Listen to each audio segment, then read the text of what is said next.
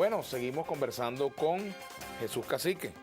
Aquí está la participación de la audiencia también, ¿no? Y bueno, muchos temas, sobre todo las recomendaciones para el gobierno, o sea, ¿cuáles serían las medidas que habría que tomar, ¿no? Sí, bueno, a principio de año, Vladimir, publicamos un documento. No, quedamos pendientes con un tema que es el tema petrolero. Ok. Con cómo manejarse en esta situación ante la coyuntura de precios del petróleo, sí, y el tema de las medidas que adoptó el gobierno para la reducción de gastos. Habíamos dejado pendiente esa pregunta. Para cerrar tu pregunta, a principio de año publicamos un documento, varios economistas, con una serie de propuestas para el gobierno, y soslayó el tema, no nos tomó en cuenta ni en consideración todas las medidas, un plan económico en lo monetario, en lo fiscal, en lo cambiario y en lo petrolero. Y fuimos sometidos al escarnio público y el gobierno no nos tomó en cuenta ni en consideración. El gobierno, Vladimir, los últimos 3 años en el presupuesto ha venido estableciendo un precio del barril de petróleo muy por encima al comportamiento del mercado, manejando recursos. Muy por debajo, quieres decir. No, porque fijó el presupuesto a 60. Para este y para el próximo año. Pero en los años anteriores estaba el precio del barril en $90. Y esos recursos extraordinarios asfixió a alcaldías y a gobernaciones. Este año en el presupuesto está más acorde al mercado. La diferencia apenas es de $15. Según Arabia Saudita, según Nigeria, Irak, Estados Unidos, Rusia y otros países han indicado que el precio promedio para el próximo año debería estar entre 75 y $76, ¿no?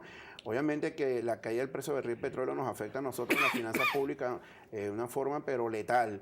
Pero ¿qué hubiera pasado si el gobierno fija el presupuesto en 60, por ejemplo? Del 100%, 96% es petróleo. Entonces, sí, imagínate. ¿Qué hubiera pasado, perdón, si el gobierno, Jesús, hubiese fijado el presupuesto en 80, $90 y ahí la caída? Bueno, pero para eso están las premisas macroeconómicas, pero tampoco establecer un presupuesto con premisas inviables.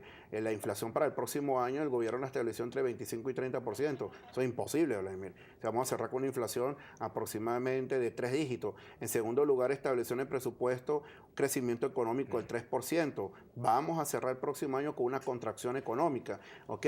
Entonces, el precio de barril de petróleo, aproximadamente $1 que baja el precio de barril de petróleo, son 650 millones de dólares que deja de percibir el Estado, ¿no? Esto va a tener un impacto, un recorte en las importaciones para el sector privado del país, con una preferencia al sector público en Venezuela. Y cuando el presupuesto lo presentó el gobierno, de forma inmediata indicamos que por favor reformularan ese presupuesto porque era insostenible y viable. El presupuesto, Vladimir, va a cerrar en $1 billón, aproximadamente el doble del presupuesto del año 2014. Entonces, ¿cómo vas a aprobar un presupuesto para el próximo año en 742 millardos de bolívares? Eso es inviable. Pregunta Rafael Loreto. Maduro reduce un 20% los gastos improductivos tras caída del petróleo. ¿Es productivo los 100.000 barriles que se le envían a Cuba? Jesús Esmal, disculpa mi ignorancia, ¿qué pasaría si se dolariza la economía del país? ¿Qué efecto tendría? ¿Sería positivo? Yo tengo algo importante que demostrar cómo en este país funcionan los policiales de extorsión, como es mi caso. Edircia Fuenmayor. Bueno, escríbanos, denos su información. Pues su Eduardo Jaime, los economistas cuando están en su oficina ni se ven, pero que salgan en TV y se vuelven magos y pitonizos, pero no ayudan. Su Eduardo Jaime. Bueno, yo le exhorto a que lea el documento que publicamos a principio de año y ahí están las soluciones que efectuamos diferentes economistas al gobierno central. Entonces, Vladimir, el presupuesto del año 2014 fue aprobado en 552 millardos. Vamos a cerrar con un presupuesto a través de la aprobación de créditos adicionales en $1 billón, que eso representa más inflación, pérdida del poder adquisitivo para la persona común y corriente, ¿verdad? Entonces, ¿cómo vas a aprobarte un presupuesto por un monto inferior a $1 billón para el año 2015? Eso es insostenible, es inviable, ¿no? Incluso que estábamos tocando el tema de la inflación.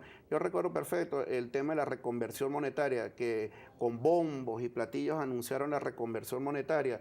Y aquí tenemos los resultados. Una inflación acumulada desde que entró la reconversión monetaria de 592%. Y en esa época también publicamos un documento, ¿verdad?, de que el gobierno abrió la maquinita para imprimir dinero inorgánico, y aquí están los resultados. Nosotros los venezolanos atravesando con la mayor inflación del mundo por irresponsabilidad del gobierno central. ¿Cómo ve usted la economía para 2015? Porque el sueldo mínimo, la inflación se lo comió, dice Ángel Ortega. Gabriel Camacho, ¿por qué no se incentiva la producción nacional? ¿Por qué no se produce materia prima? Al incrementar la producción nacional se depende se depende del dólar, dice, ¿no? No creo. Sí, bueno, lo que corresponde a la canasta alimentaria familiar, Vladimir, cerró en 15.000 bolívares la canasta alimentaria familiar y la canasta básica familiar 26.576 bolívares. O sea que se requieren 6.3 salarios mínimos, ¿no? O sea que tú estás reconociendo que Venezuela es una economía inflacionaria, estás entronizando la inflación, estás indexando los salarios a niveles de inflación.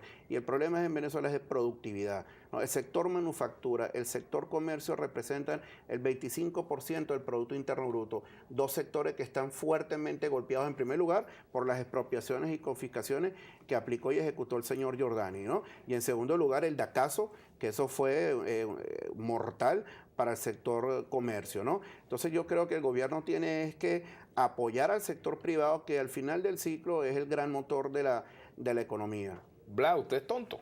Pedirle buenas noticias a Cacique en economía es como pedirle peras al horno, según el filósofo del Zulia. Bueno, yo lo que la gente quiere es como cuando tú vas al médico. Exactamente. Esperas buenas noticias, aunque Claro. sepas que estás enfermo, ¿no? Pero la política fiscal y la política monetaria y cambiaria están en manos del Estado. Y el Estado no ha demostrado que tiene intención alguna de dar un giro de 180 grados. Aquí tenemos el tema de las reservas internacionales que no lo has tocado, Vladimir. El préstamo que recibimos, los 4.000 millones de dólares, engrosaron las reservas internacionales, incrementaron a unos 23.000 millones de dólares, han venido retirando fondos y las reservas han caído 1.500 millones de dólares. O sea que el gobierno, en lugar de sincerar las cuentas, ¿verdad?, viene aplicando una serie como de estratagemas para indicarle al país de que estamos en condiciones estables, ¿no? Pero sí, como te acabo de indicar, que publique la inflación que la tiene en el congelador, el Banco Central de Venezuela publica el Producto Interno Bruto y la balanza Jesús de pago. Castillo, el presidente Maduro habla de eliminar gastos suntuarios y va a realizar 2 veces el Suena Caracas. Vladimir Maldonado, este caballero pareciera que no sale de su casa, no ha visto los centros comerciales, los bulevares, la gente gastando parejo. Gabriel Camacho, ¿qué impacto cree usted que tiene la LOT, la Ley Orgánica del Trabajo, en los costos de producción? ¿Quién evalúa los costos de producción de las empresas públicas? Mire, lo que dijo el tuitero de que los centros comerciales están full y están llenos, ¿verdad? La economía está atravesando, como te acabo de indicar, el sector comercio una situación extremadamente difícil porque tienes un pandemonio, un cambiario en Venezuela que para ajustar precios tienes la Sunday que te ataca de una forma muy fuerte, muy duro, ¿no? Entonces tú tienes que ir, como te acabo de indicar, a una unificación cambiaria, ¿verdad? La ley de ilícitos cambiarios tienes que de alguna manera u otra conjugarla con la ley de precios justo, porque si tú tienes dos leyes y entre las dos leyes, ¿verdad?, hay discrepancias, bueno, no puedes tú solucionar los problemas de fondo en la economía, ¿no? Entonces, para el año 2015, o el gobierno, y es un año electoral, es un año electoral el 2015, donde abre las bóvedas, inyecta liquidez al mercado, y eso va a ser otro factor, otro atenuante para que la inflación llegue aproximadamente a un 100%, a 3 dígitos para el año 2015. Por eso te he indicado en reiteradas oportunidades cuando hemos compartido que el presupuesto, incluso se escucha que van a rectificar el presupuesto. Es que lo tienen que hacer porque aprobaron una ley, la ley de presupuesto, que es totalmente inviable para todos nosotros los venezolanos y para la economía del país.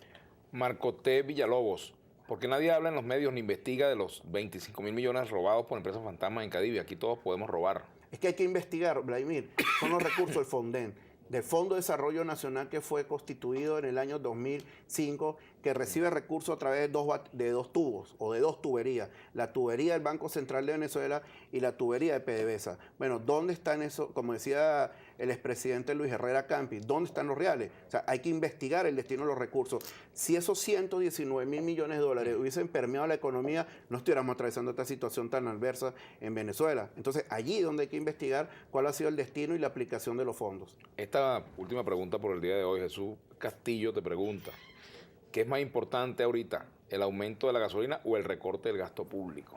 Vladimir, en primer lugar, el recorte del gasto público el gasto es muy drástico en Venezuela.